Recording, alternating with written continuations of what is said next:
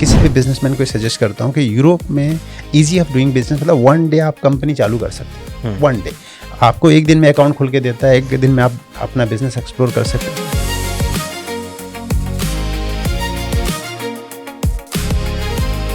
तो यूरोप की जब हम बात करें, are the all countries equally potential where one can do the investment, या कुछ ऐसे कंट्रीज ऐसे हैं जिसमें ज़्यादा है और उसके नियम और जो रूल्स हैं वो कुछ किस प्रकार के हैं? सबसे बड़ी बात कि जॉर्जिया में आपको लोन भी मिलता है, और लोन मिलता है सिर्फ आपके पासपोर्ट की फोटोकॉपी पे।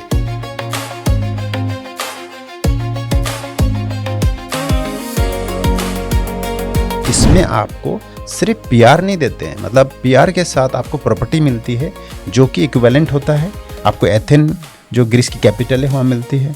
रेंटल रिटर्न वहाँ पे, जैसे इंडिया में ऑन एवरेज रेंटल रिटर्न 2% से 3-4 तक का जाता है, वहाँ पे लगभग आपको 4% फिक्स रेंटल रिटर्न मिनिमम होता है। वो कभी 5 भी जाता है, 6 भी जाता है, बट मिनिमम 4 आपका रहता है। आज से अगर 20 साल के बाद बात करें, इन टर्म्स ऑफ इकोनॉमी और इन टर्म्स ऑफ सिक्योरिटी और in terms of business modules, तो इसका भविष्य क्या रहेगा? अगर कोई आज से इन्वेस्ट कर रहा है तो 10 या 20 साल बाद उसके क्या रिटर्न्स रहेंगे? इन्वेस्टमेंट्स, रियल इस्टेट्स, ये सब आने वाले दिनों में इतने बूमिंग इंडस्ट्री हैं जहां पर आप अगर सही तरीके से इन्वेस्टमेंट करते हैं तो उसके रिटर्न आपको बहुत बड़े आकार में मिल सकता है।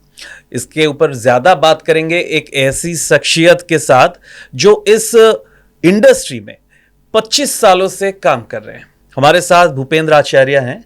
आपका स्वागत करता हूं प्रतिदिन टीवी में एंड द फाइनेंशियल न्यूज़।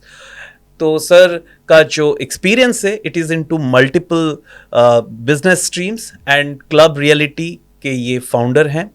ज़्यादा बात करेंगे क्या इन्वेस्टमेंट हो सकता है, जो रियल इस्टेट हैं उसका बेसिक स्ट्रक्चर क्या है, ये सब के साथ और कुछ ऐसे क्वेश्चंस के साथ जो आपसे जुड़े हुए हैं, जो कि इन्वेस्टमेंट में रुचि रखते हैं। तो सर, ये जो क्लब रियलिटी है जिसके आप फाउंडर हैं, और आप किस किस सेक्टर में इन्वेस्टमेंट के लिए लोगों को प्रोजेक्ट करके देते हैं? देखिए, क्लब रियलिटी मल्टीपल सेगमेंट में हम लोग काम करते हैं। मेजर फोकस जो हमारा रहता है डोमेस्टिक एंड इंटरनेशनल, बट मेरा जो एक्सपर्टाइज है, जो जिसमें मैं सबसे ज़्यादा काम करता हूँ, वो इंटरनेशनल बिजनेस है। इंटरनेशनल में मैं ज़्यादातर यूरोप में ज़्यादा मैं पसंद करता हूँ, और यूरोप एक अच्छी मार्केट डेवलप हो रही है। अगर आप अभी रिसेंटली चीज़ों की जब आप देखते हो तो लोगों का पहले इंटरनेशनल, जब ओवरसीज़ की बात करते हैं तो सबसे पहले इंसान की दिमाग में दुबई आता है जी। और आपको पता है कि दुबई का पिछले कुछ दिनों से जो स्टेटस चल रहा है, लोग एक इनसिक्योर हो गए हैं, क्योंकि एक अनसर्टेनिटी आ गई है, एक सिक्योरिटी जो था उस तरह बहुत सारी चीज़ें लोगों के माइंड में आ गई हैं। तो अभी जो सबसे बेस्ट, अगर ओवरसीज इन्वेस्टमेंट में अगर मैं कोई बोलता हूँ तो मैं सबसे सिक्योर, सबसे सेफ और quality life, quality of education के हिसाब से बेस्ट इज़ यूरोप। जैसे हमको पता है, it's combination of many countries. German है, बाकी स्विट्ज़रलैंड है और दूसरे भी कंट्रीज़ हैं। तो यूरोप की जब हम बात करें, are the all countries equally potential where one can do the investment, या कुछ ऐसे कंट्रीज़ ऐसे हैं जिसमें ज़्यादा है और उसके नियम और जो रूल्स हैं वो कुछ किस प्रकार के हैं? आप चाहूँगा कि आप बताएं। देखिए, मैं ऑफकोर्स यूरोप में बहुत सारी कंट्री हैं। अगर मैं शेंजन की बात करूँ तो 29 कंट्री है, यूरोपियन यूनियन में 27 कंट्री हैं, और टोटल यूरोप में 44+ कंट्रियाँ हैं। मैं स्पेसिफिक अगर मैं आपको बात करूँ तो जैसे अभी बहुत अच्छा प्रोग्राम चल रहा है, जिसको मैं one of the best program for PR program बोलता हूँ, जिसको ग्रीस के बारे में बोलता हूँ। ग्रीस एक ऐसी चीज़ है, ग्रीस एक ऐसी कंट्री है जहाँ पे आपको 3 जनरेशन पीआर कार्ड मिलता है। ओके। अगर मैं वहाँ उनकी करेंसी में बात करूँ तो 2.5 लाख यूरो के आसपास उनका चार्जेस है। 8 से 9% उनका कॉस्ट आ जाता है, टैक्सेशन एंड लीगल फ़ी।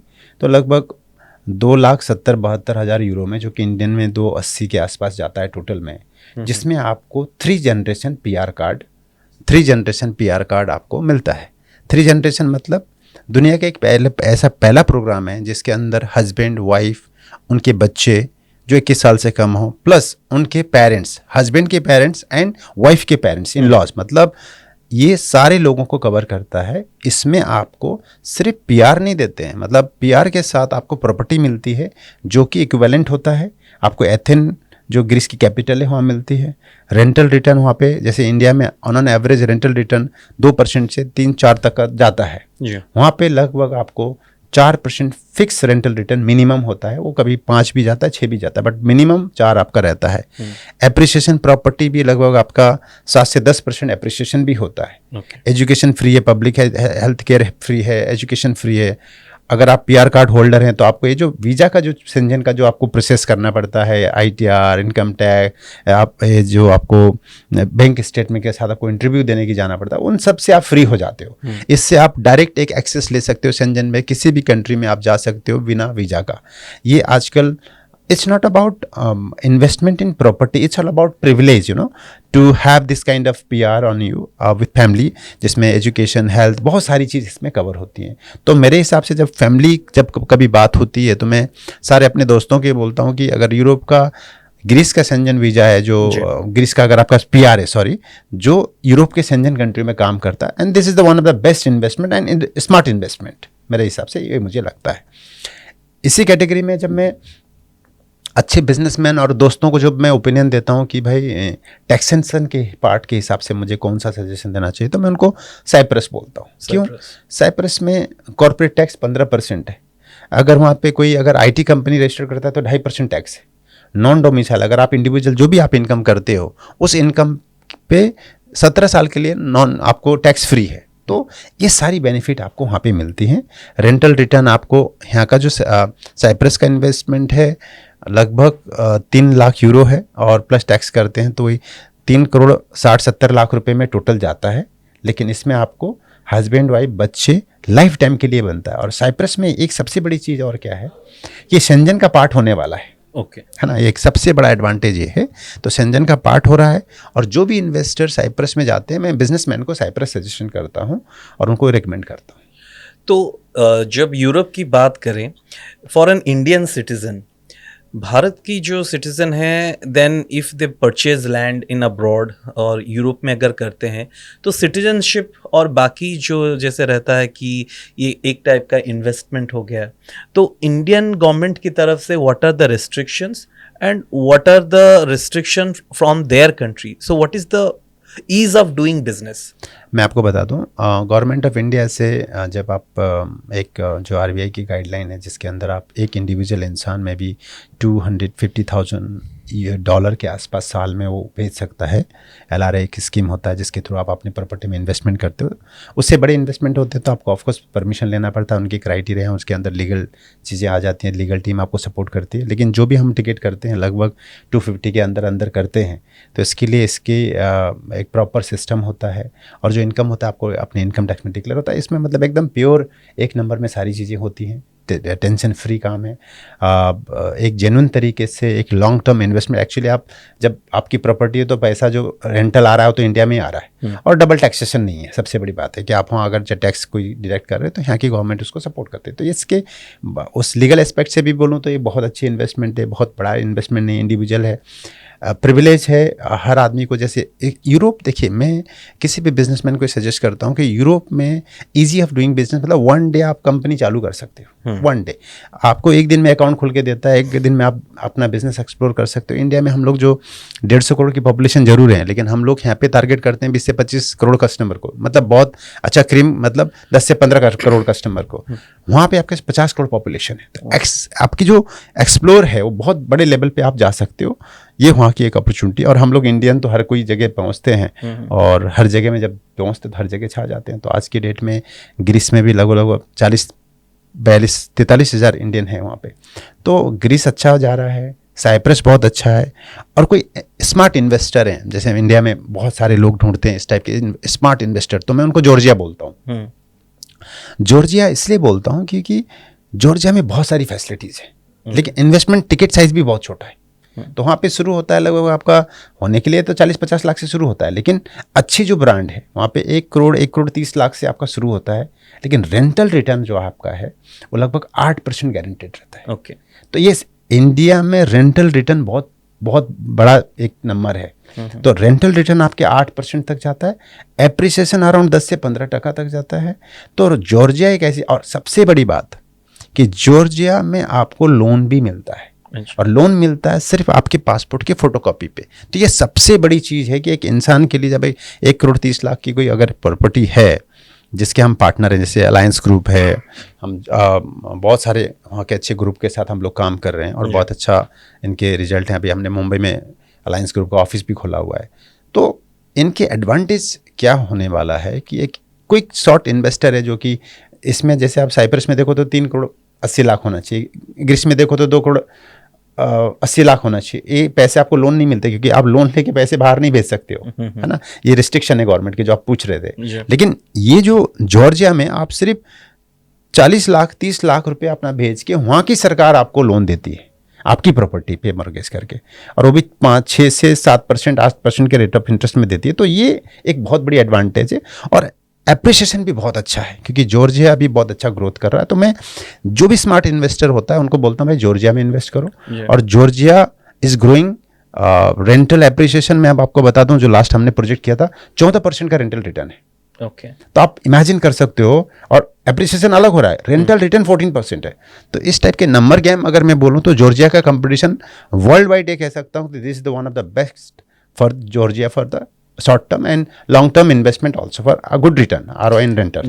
जैसे आपने बताया कि ग्रीस हो गया, साइप्रस हो गया, जॉर्जिया हो गया, और जहाँ पे अगर कोई प्रॉपर्टी खरीदता है तो उसका रेंटल रिटर्न ज़्यादा रहता है, इवन साइप्रस में सबसे ज़्यादा रहता है। अगर कोई चाहे कि वहाँ पे अपना खुद का एक बिजनेस करने के लिए, so what are the good business option in those countries? मैं जैसे आपने बोला साइप्रस में बिजनेस के लिए टैक्सेशन बेनिफिट बहुत ज़्यादा है। जॉर्जिया में रेंटल रिटर्न अच्छा है। अब मैं नंबर करूं तो ग्रीस का लगभग 4 से 5% रेंटल रिटर्न है, जो साइप्रस का लगभग 6 से 7%, कभी कभी 8% जाता है, लेकिन जॉर्जिया का 8% गारंटेड है, अप टू 14% तक जाता है। तो आप वो नंबर अगर देखोगे तो उसके हिसाब से Georgia is the best for the return. Appreciation के लिए भी उसी तरीके से जाता है, ठीक है। तो अब इन तीनों मार्केट को अगर हम देखिए, मार्केट तो बहुत है इंटरनेशनल में, जैसे पुर्तगाल है, वहाँ पे डोनेशन करो बोलता है, लेकिन यहाँ पे सिर्फ इन्वेस्टमेंट रेंटल नहीं कर रहे हो आप इंटायर PR ले रहे हो, वहाँ की परमानेंट रेजिडेंसी। आप इंडियन पासपोर्ट नहीं छोड़ रहे हो, पासपोर्ट हमारा इंडियन ही रहेगा। हाँ, कुछ लोग होते हैं जो माइग्रेट करना चाहते हैं, तो उनको इंडियन पासपोर्ट छोड़ना पड़ेगा, क्योंकि you can not have 2 passport at a time. तो आपको एक पासपोर्ट छोड़ना पड़ता है। लेकिन इन्वेस्टमेंट, जो आपका क्वेश्चन था कि बिजनेस क्या कर सकते हैं, मैं बोल रहा हूँ हम उड़ीसा बैठ के भुवनेश्वर में आप जो बिजनेस सोच सकते हो वो सेम बिजनेस आप वहाँ कर सकते हो। मतलब जितनी तरीके का आप बिजनेस यहाँ सोच रहे हो और आप प्लान कर रहे हो, वही बस रिटर्न ये है कि वहाँ आपको 3 टाइम्स ज़्यादा पैसा मिलता है। आज एक पानी की बोतल अगर 200 ml की यहाँ पे हम 5 रुपये में खरीदते हैं, या 700 ml की बोतल 1 लीटर पानी हम लोग 20 रुपये में खरीदते हैं, तो वही सेम पानी सेम चीज़ हम वहाँ पे 60 रुपये में खरीदते हैं। तो आपको रिटर्न अच्छा है, इन्वेस्टमेंट उस लेवल पे नहीं है, बट आपको एक, और मार्केट अपॉर्चुनिटी बहुत बड़ी है, और क्लास भी अच्छा है, क्वालिटी ऑफ लाइफ भी अच्छी है, क्वालिटी ऑफ एजुकेशन भी अच्छा है। तो इस प्रोस्पेक्ट से बिजनेस में आप जो इंडिया में कर रहे हो उसी को आप, मैं बोलता हूँ कि जो 3 तरीके के लोगों को मैं ज़्यादातर ऐसी बातें करता हूँ, जो एसेट क्लास लोग हैं वो तो बोलते हैं यार उनको, उनके लिए कोई मैटर नहीं करता, उन्होंने कर लिया इन्वेस्टमेंट और PR आ गया, उनको रेंटल रिटर्न भी आ रहा है, प्रॉपर्टी के रेट भी बढ़ रहा है। एक क्लास हो गया। दूसरा क्लास हो गया जो आपने पूछा कि एक बिजनेसमैन है, इंडिया में बहुत कर लिया, अब उसको बाहर में एक्सप्लोर करके इंटरनेशनल मार्केट में जाना चाहता है, तो ये उनके लिए है। तीसरा हो गया कि जो माइग्रेट करके ही जा रहा है कि नहीं हमको भाई अब उधर ही रहना है, बच्चों को लेके उधर ही सेटल होना है। तो 3 टाइप के लोग वहाँ पे जाते हैं आज के डेट में जी। और एक चीज़ रहता है कि those who are into business and चाहते हैं कि फॉरेन में अपना बिजनेस को एक्सपेंड करें, जैसे हम बात कर रहे थे, और जॉर्जिया की अगर हम बात करें तो जो एक बोलते हैं कि एक स्पेशल इकोनॉमिक जोन रहता है, या एक जगह ऐसे रहते हैं कि जहाँ पे business opportunities are relatively higher than the normal place.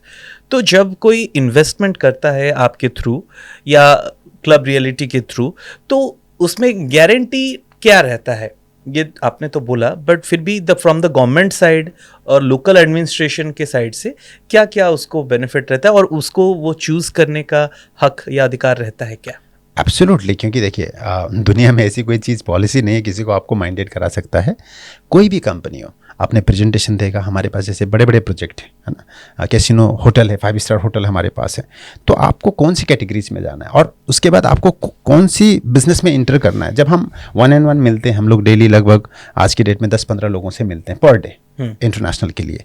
तो हम ये फिल्टर करते हैं कि उसकी नीड क्या है, उस किस डोमेन में एक्सपर्ट है। हम उसको पीआर एक है, एक हमारा कंसर्न पीआर या प्रॉपर्टी बेचना नहीं है, to help him with the all the support. उसको जो एक इकोसिस्टम बना के देना कि तुम यहाँ जाओगे तो यार तुमको ये चीज़, ये बंदा मिलेगा, तुमको एंड टू एंड सपोर्ट करेगा। तुमको लीगल चाहिए, हमारे बंदे हैं। आपको मेंटेनेंस प्रॉपर्टी करना, हमारी कंपनी, तो एवरीथिंग वी विल डू। एक इकोसिस्टम है जहाँ आपको ये सारी, आपको ज़रूरी नहीं कि वहाँ जाके काम करना है। कुछ लोग होते हैं सिर्फ इन्वेस्टमेंट के ले लिया, पीआर पड़ा हुआ है, जब घूमने जाना है यूरोप में तो आपको वीज़ा की ज़रूरत नहीं है, प्लस रेंटल तो आ ही रहा है। रेंटल आपके उस वहाँ का जो अकाउंट में आएगा, वहाँ से आप अपने अकाउंट में हम मंगा सकते हो। तो ये पूरी फैसिलिटीज़, उसको कैसे करना है, क्या करना है, ये हम लोग बैठते हैं, उनको पहले कंसल्ट करते हैं, एडवाइस करते हैं। As we work as we don't work as a broking company, we work as a adviser कि दीज आर द थिंग्स, ये चीज़ है, उसकी पोर्टफोलियो, उसकी क्या चीज़ होती है, उस हिसाब से हम उनको गाइड करते हैं। नॉट ओनली इंटरनेशनल, मैं आपको बता दूँ, हम लोग मुंबई में बहुत अच्छा काम कर रहे हैं। आने वाले दिनों में हम बहुत एक्सपेंसिवली, बहुत इस मार्केट में बहुत एग्रेसिवली मूव हो रहे हैं, क्योंकि एक रियल एस्टेट एक ऐसा डोमेन है कि इंडिया में हर कोई इंसान, हर कोई आदमी रियल एस्टेट में कुछ ना कुछ, ऐसे घर खरीदेगा, प्लॉट खरीदेगा। तो डोमेस्टिक मार्केट भी बहुत बड़ा है।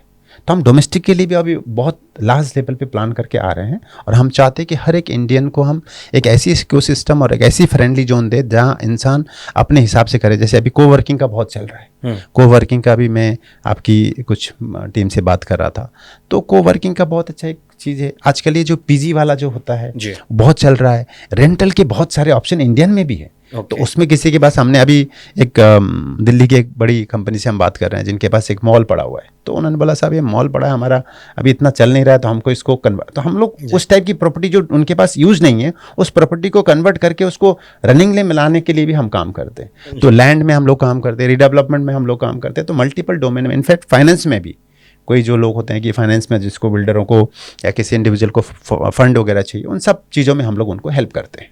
जी। और बाकी जो मेरा सवाल रहेगा कि जितने उड़ीसा के सपोज इन्वेस्टर हैं जो इन्वेस्टमेंट करना चाहते हैं, कि आपने जैसे बहुत बताया कि रेंटल में देयर इज़ ह्यूज रिटर्न्स, और what about the students? Suppose if there is a student who wants to go abroad and study, suppose in Georgia और यूरोप में स्टडी करना चाहता है, एंड स्टडी करते करते ही wants to इन्वेस्टमेंट करना चाहे, तो उसके लिए कुछ डिस्काउंट है क्या, या और कुछ सेक्टर में जैसे काम करते हैं, या मिलिट्री हो गया, या सपोज दूसरा कुछ रिलेटिवली, तो उनके लिए कुछ रूल्स एंड रेगुलेशन में है क्या कि उनको ज़्यादा कुछ बेनिफिट मिल सके? देखिए इसमें हमारा क्योंकि वो डोमेन नहीं है एजुकेशन से, क्योंकि यहाँ बच्चे बहुत आजकल शेंजन बहुत जा रहे हैं। जॉर्जिया में भी लगभग 20-25 हज़ार बच्चे आजकल वहाँ पढ़ाई करते हैं इंडिया से। तो ये ऑफकोर्स बहुत सारी अपॉर्चुनिटी, और जब बच्चे जाते हैं, देखिए आज जब एक टीनेजर से, जो आज की जो जेन जी मॉडल है वो बहुत स्मार्ट है, उनको पता है कि डू एंड डोंट्स, राइट। सो वो लोग रिसर्च बहुत करते हैं। आजकल मैंने देखा है कि 10-15 साल के बच्चे आके बताते हैं कि सर ये चीज़ करो, तो ये बहुत अच्छा लगता है। तो लर्निंग उनकी है, थोड़ा शॉर्ट है। मेरा उनके लिए यही सजेशन है कि आप यूरोप, अभी जैसे ट्रम्प के बाद यूएस में कितना बच्चों को अभी स्ट्रगल, वहाँ के लोगों को बहुत ज़्यादा तकलीफ हो रही है। गल्फ़ में भी आज लगभग 40-45 लाख इंडियन हैं, वहाँ पे भी थोड़ी सी है। लेकिन एक यूरोप एक ऐसा जगह है जहाँ पे मैं कह सकता हूँ पर्सनली, मेरा अपना ओपिनियन है कि एक बहुत अच्छी अपॉर्चुनिटी है। एजुकेशन के हिसाब से भी बहुत ग्राफ ऊपर जा रहा है, बच्चे बहुत पढ़ने जा रहे हैं, चाहे जर्मनी हो चाहे फ्रांस हो, है ना, इन कंट्रियों में बहुत जा रहे हैं। और अभी बहुत जॉर्जिया बहुत फेमस है क्योंकि कॉस्ट बहुत है, कम है कंपेयर टू अदर यूरोप में, दूसरी कंट्री में। ग्रीस अच्छा है, साइप्रस अच्छा है एजुकेशन के हिसाब से। तो ये कंट्री का अच्छा अभी आ रहा है मार्केट में धीरे धीरे। जी। और मेरा जो लास्ट सवाल रहेगा कि कमिंग 20 ईयर्स और 2 डेकेड्स अगर हम बात करें, तो ये इसका जो ग्राफ है वो कैसा रहेगा? आज से अगर 20 साल के बाद बात करें, इन टर्म्स ऑफ इकोनॉमी और इन टर्म्स ऑफ सिक्योरिटी और in terms of business modules, तो इसका भविष्य क्या रहेगा? अगर कोई आज से इन्वेस्ट कर रहा है तो 10 या 20 साल बाद उसके क्या रिटर्न्स रहेंगे? अगर मैं उसमें बात करूं तो मैं ये कह सकता हूं कि अगर आपको बिजनेस करना है, सेटल होना है तो यूरोप में ग्रीस सबसे अच्छा है। बिजनेस करना है तो आपको Cyprus is the one of the best may be country. अगर आपको ग्रोथ करना है और आपको जिस मॉड्यूल से, जैसे अभी जॉर्जिया का जो जीडीपी है लगभग इंडिया के हिसाब से 6 से 7%, 8% के हिसाब से ग्रोथ कर रहा है। तो छोटी कंट्री है बट ग्रोथ अच्छा है, अपॉर्चुनिटी बहुत है।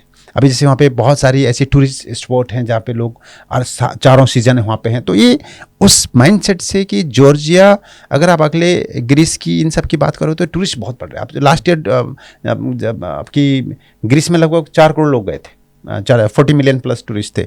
अब ये जॉर्जिया में आपके लगभग 8 मिलियन टूरिस्ट गए, लगभग 80 लाख के आसपास टूरिस्ट गए। तो ये डेस्टिनेशन बढ़ रहे हैं।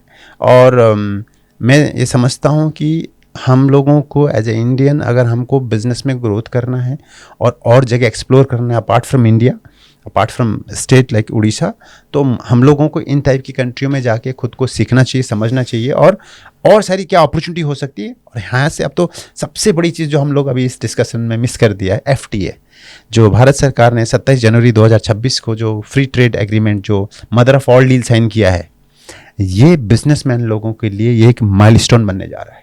मतलब आप जितनी चीज़ आप उड़ीसा में आज कोई चीज़ बनाते हो ना, आप बस उसको एक्सपोर्ट करो, और एक्सपोर्ट करने के लिए यूरोप में इन सब कंट्रियों में से किसी को सिलेक्ट करो।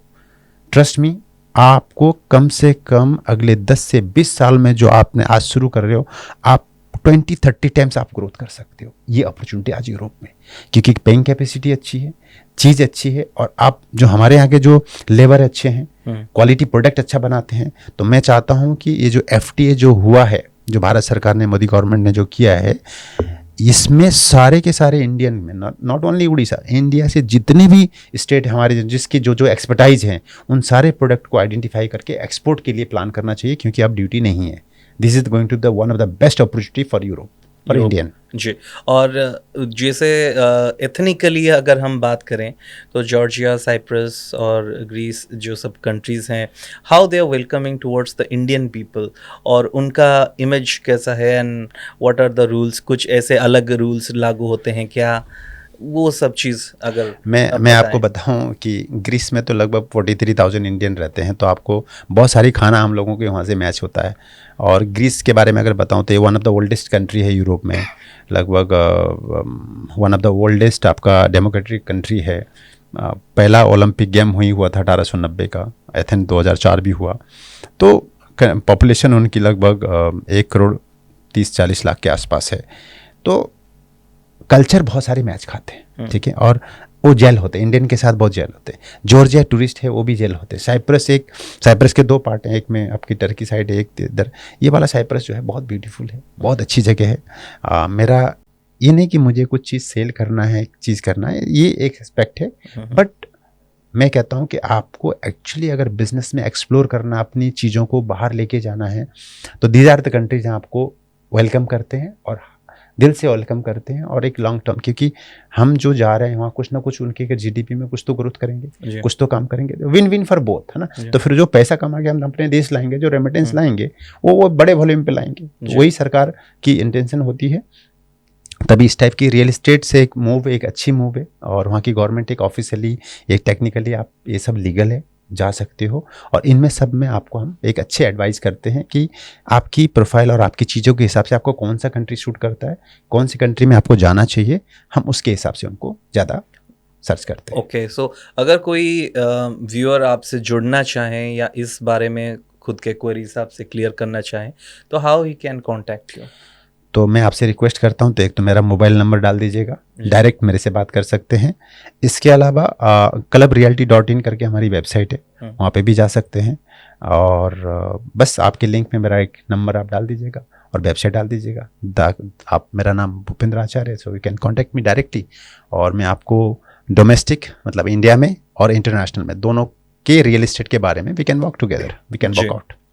सो हम बात कर रहे थे श्री भूपेंद्र आचार्य के साथ, and he is the founder of club reality, and all the discussions are subject to market risk. आप जो भी अपना इन्वेस्टमेंट करना चाहें, सर से बात कर सकते हैं।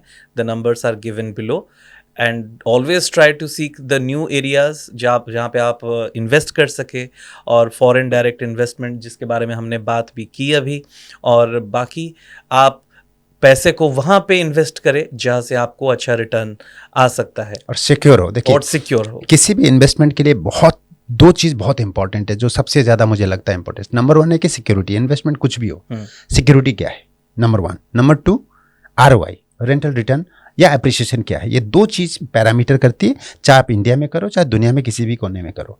बट हर जगहों का, हर कंट्री का एक अलग अलग आपको बेनिफिट और एडवांटेज एंड डिसएडवांटेज सबका रहता है। Definitely. So invest and grow. That is all what we wish. Thank you, Thank Mr. you so Acharya. much. Yeah, Thank you for the thank you. Yeah, discussion. thank you.